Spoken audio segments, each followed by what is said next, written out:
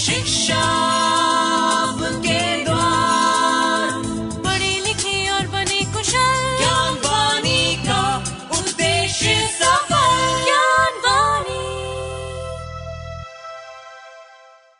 नमस्कार दोस्तों, साप्ताहिक ज्ञान पत्रिका के नवीन अंक के साथ मैं हूं आपका दोस्त अशोक शर्मा। आज के इस अंक में आपके लिए लेकर आए हैं स्टूडेंट स्पार्क सेगमेंट के तहत इग्नू के छात्र से बातचीत। साथ ही परिचय करवाएंगे आपसे इग्नू के उस विद्यार्थी से जिन्होंने इग्नू से जुड़ी डिग्री प्राप्त की और हासिल की अनेकों उपलब्धियां।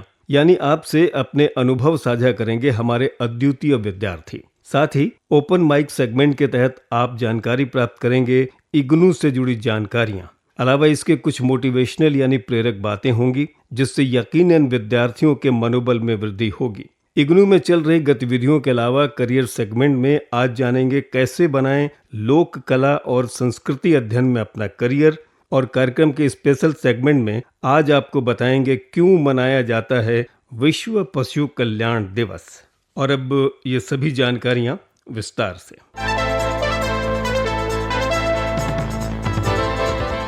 आइए दोस्तों, कार्यक्रम का आरंभ करते हैं स्टूडेंट पार्क सेगमेंट से। इसके अंतर्गत हमने बात की इग्नू की एक छात्रा सुश्री अनुष्का से, जो इग्नू से बीए कर रही हैं। उन्होंने इग्नू से जुड़े अपने अनुभव हमसे साझा किए। मैं बीएजी कर रही हूँ, बैचलर ऑफ आर्ट्स। जो क्लासेस है वो बहुत डिटेलिंग में पढ़ाते हैं और घर पे जाके अगर उसी लेक्चर को दोबारा रिवीजन करे तो पूरा अच्छे से एकदम बैठ जाता है दिमाग में। क्लीन कैंपस है और रीजनल सेंटर भी और स्टडी सेंटर भी एकदम, क्लासरूम्स सब इतने क्लीन। इग्नू हेल्पफुल बहुत है। यहाँ पर किसी भी स्टाफ से कुछ भी पूछे तो एकदम मदद कर देते हैं, सर्टिफिकेट या फिर कोई प्रोजेक्ट के लिए, असाइनमेंट के लिए, हर चीज़ के लिए।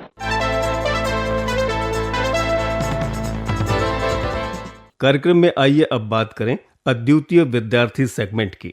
श्रोताओं, इंदिरा गांधी राष्ट्रीय मुक्त विश्वविद्यालय यानी इग्नू हमेशा अपने छात्रों को बेहतर और समुचित सुविधाएं प्रदान करता है ताकि विद्यार्थी अपने करियर को एक शानदार मुकाम दे सकें। आज हम आपकी मुलाकात एक ऐसे ही अद्वितीय विद्यार्थी डॉक्टर इमरान खान से करवा रहे हैं जो इग्नू से साइकोलॉजी में पीएचडी कर चुके हैं। आइए सुने उनका क्या कहना है। सबसे पहले तो मैं इग्नू का शुक्रिया अदा करना चाहूँगा because I was working in a government sector and it was not possible for me to go for a regular full time PhD. So IGNOU gave me an opportunity to go for part-time regular PhD and that helped me to achieve my dream.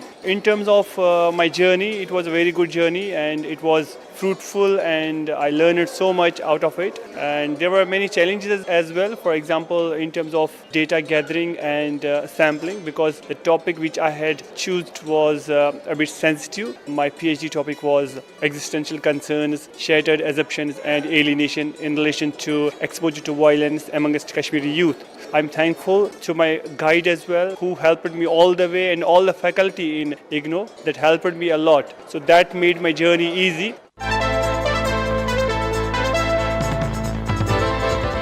साप्ताहिक ज्ञान पत्रिका कार्यक्रम इस समय आप ज्ञानवाणी दिल्ली से सुन रहे हैं FM 105.6 मेगाहर्ट्ज पर। श्रोताओं, इग्नू ओपन और दूरस्थ शिक्षा के क्षेत्र में अपनी एक अलग पहचान रखता है जिसका उच्च शिक्षा में बेहद महत्वपूर्ण योगदान है। यह भारत का अग्रणी और जन जन का विश्वविद्यालय माना जाता है। देश के कई स्थानों से आज विद्यार्थी इग्नू से जुड़कर अपना चमकदार करियर बना रहे हैं। इसमें इग्नू के रीजनल सेंटर की भूमिका भी अत्यंत सराहनीय रही है। ओपन माइक सेगमेंट के तहत इग्नू की कार्यप्रणाली और उनकी विशेषताओं पर रोशनी डाल रही हैं इग्नू की रीजनल सर्विस डिवीजन की डिप्टी डायरेक्टर विनीता कटियार। इग्नू में खासियत है कि एक तो ये मेगा यूनिवर्सिटी है, सेंट्रल यूनिवर्सिटी है, जो अपने प्रोग्राम है open and distance learning mode में ऑफर करती है। और इसका जो ज्यूरिसडिक्शन अगर हम देखते हैं तो इसका अगर इंडियन कंटेक्स्ट में भी across the country regional centres हैं। विद्यार्थी कहीं भी एडमिशन लेके, किसी भी रीजनल सेंटर पर एडमिशन लेके अपनी स्टडी कंटिन्यू कर सकता है। तो इसमें इसके प्लेस की बाउंड्रीज नहीं होती है, इसमें टाइमिंग्स का भी फ्लेक्सिबिलिटी स्टूडेंट को बहुत सारी मिलती है, कॉस्ट इफेक्टिव है। ये एक बहुत ही बेसिक जो इग्नू के प्रोग्राम्स की स्पेसिफिकेशन से आप कह सकते हैं यूनिकनेस है, वो मैं आपको शेयर कर रही हूँ। इसके अलावा बहुत सारे फीचर्स हैं, मल्टीपल प्रोग्राम्स हैं, 21 स्कूल्स ऑफ स्टडीज हैं जिसमें डिसिप्लिन्स हैं। तो स्टूडेंट के पास ऑप्शंस बहुत ज़्यादा हैं और बहुत सारी फ्लेक्सिबिलिटीज़ हैं। इसलिए हम कोशिश करते हैं, हम बताते भी हमारे विद्यार्थियों को कि वो इग्नू में एडमिशन लें, और इसीलिए स्टूडेंट भी इग्नू में एडमिशन लेने के लिए इंटरेस्टेड रहते हैं कि उनके पास बहुत सारे ऑप्शंस अवेलेबल रहते हैं।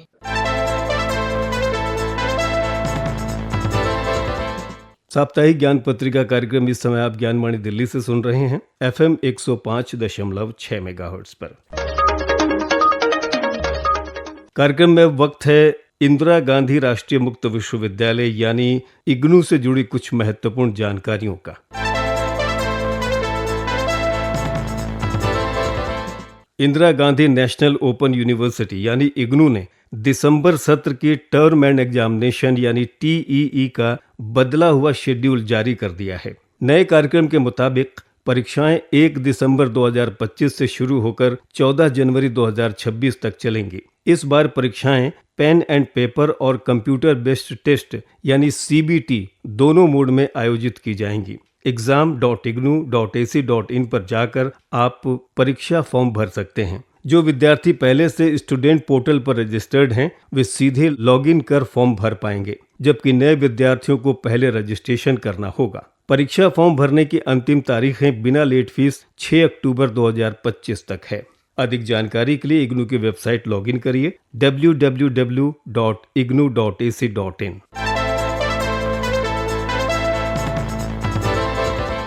इंदिरा गांधी राष्ट्रीय मुक्त विश्वविद्यालय में 27 अक्टूबर से 2 नवंबर 2025 तक सतर्कता जागरूकता सप्ताह मनाया जा रहा है। इस जागरूकता सप्ताह का विषय है सतर्कता हमारी साझा जिम्मेदारी।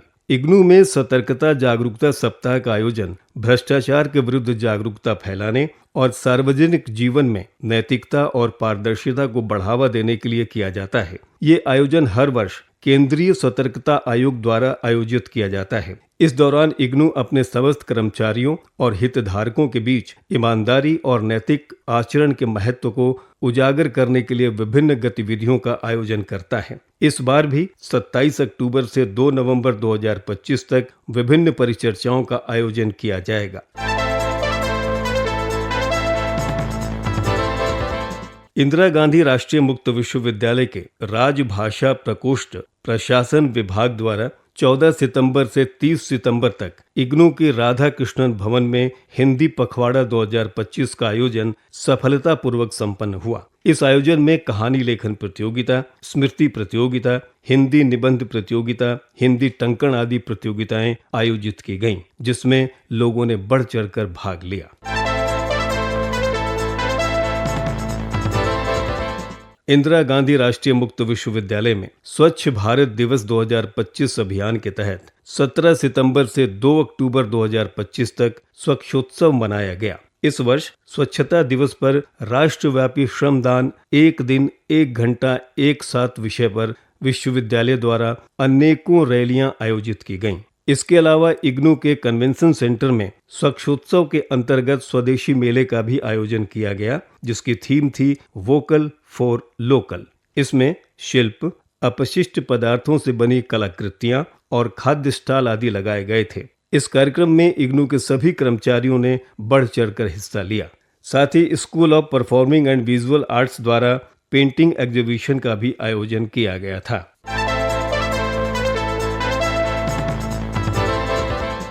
इग्नू में 29 सितंबर 2025 को वर्ल्ड टूरिज्म डे मनाया गया, जिसकी थीम थी tourism and sustainable transformation exploring their interplay. कार्यक्रम का आयोजन school of tourism and hospitality and service management द्वारा किया गया।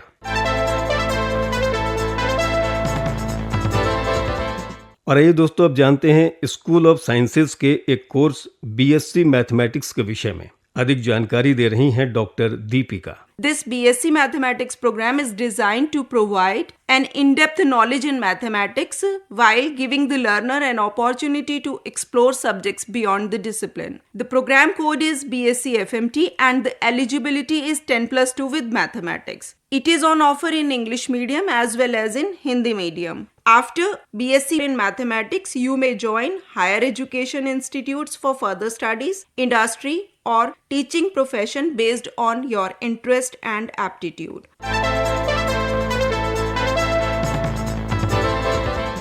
श्रोता, इस समय साप्ताहिक ज्ञान पत्रिका कार्यक्रम सुन रहे हैं FM 105.6 मेगाहर्ट्ज पर। कार्यक्रम में आगे है मोटिवेशनल थॉट।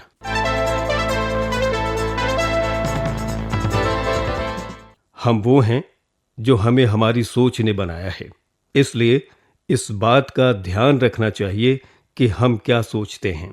स्वामी विवेकानंद जी का ये विचार सकारात्मक सोच की शक्ति पर जोर देता है। आपके विचार ही आपके व्यक्तित्व, व्यवहार और भविष्य को आकार देते हैं। इसलिए हमें सदैव उच्च और सकारात्मक विचारों का अवलोकन करना चाहिए।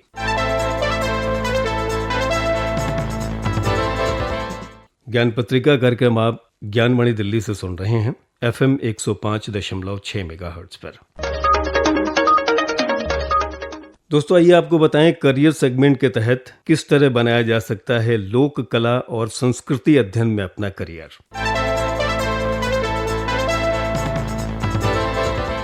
लोक कला और संस्कृति अध्ययन एक ऐसा क्षेत्र है जो किसी विशेष क्षेत्र या समूह की परंपराओं, मान्यताओं, रीति रिवाजों, मौखिक साहित्य, भौतिक संस्कृति और कला प्रदर्शनों का अध्ययन करता है। ये लोक संस्कृति और समाज के बीच के संबंधों की पहचान करता है और सांस्कृतिक बदलावों को विभिन्न सामाजिक विज्ञान विषयों जैसे कि इतिहास, समाजशास्त्र और साहित्य के ढांचों का उपयोग करके समझने की कोशिश करता है। ये कोर्स पूरा करने के बाद करियर के कई द्वार खुलते हैं।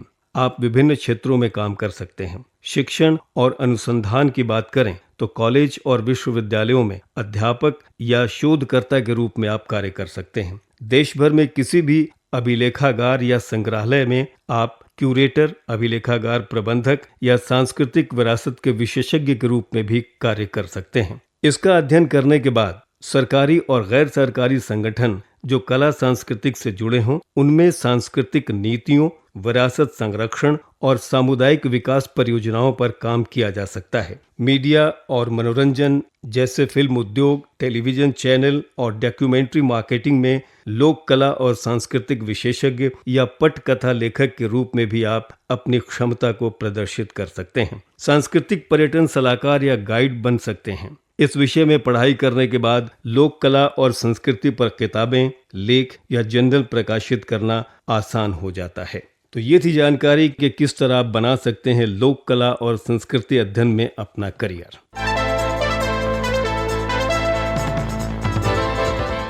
साप्ताहिक ज्ञान पत्रिका कार्यक्रम ज्ञानवाणी दिल्ली से प्रसारित किया जा रहा है FM 105.6 मेगाहर्ट्ज पर। अब समय है हमारे सेगमेंट क्या आप जानते हैं।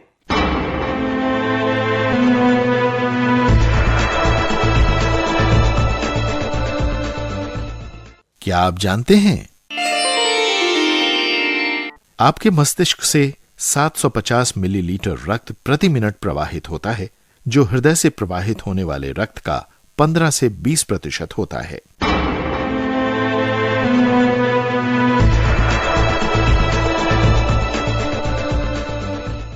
और ये दोस्तों, अब आपको बताएं क्यों मनाया जाता है विश्व पशु कल्याण दिवस।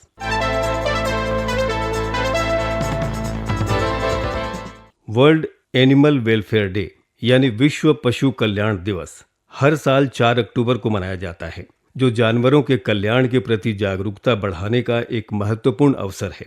ये दिन जानवरों के अधिकारों की रक्षा और उनकी भलाई के लिए एकजुटता दिखाने का मंच है। वर्ल्ड एनिमल वेलफेयर डे की शुरुआत 1931 में इटली के फ्लोरेंस में एक सम्मेलन के दौरान हुई थी। इस सम्मेलन में विभिन्न देशों के प्रतिनिधियों ने जानवरों के अधिकारों की रक्षा के लिए एकजुट होकर काम करने का निर्णय लिया। ये दिन तब से हर साल मनाया जा रहा है। शुरुआत से ही इस दिन का उद्देश्य जानवरों के कल्याण के प्रति जागरूकता बढ़ाना रहा है। इसने कई देशों में जानवरों के प्रति कानूनों को मजबूत करने में भी मदद की है। इस दिन का मुख्य उद्देश्य जानवरों के कल्याण के प्रति जागरूकता बढ़ाना है। ये जानवरों के अधिकारों की रक्षा और उनके शोषण को रोकने की दिशा में एक महत्वपूर्ण पहल है। लोग इस दिन विभिन्न मुद्दों पर चर्चा करते हैं, जैसे कि शिकार, पालतू जानवरों की देखभाल और सुरक्षा। ये एक वैश्विक आंदोलन है जो सभी जानवरों की भलाई को प्राथमिकता देता है। तो साथियों, ये थी जानकारी स्पेशल सेगमेंट के तहत कि क्यों मनाया जाता है विश्व पशु कल्याण दिवस।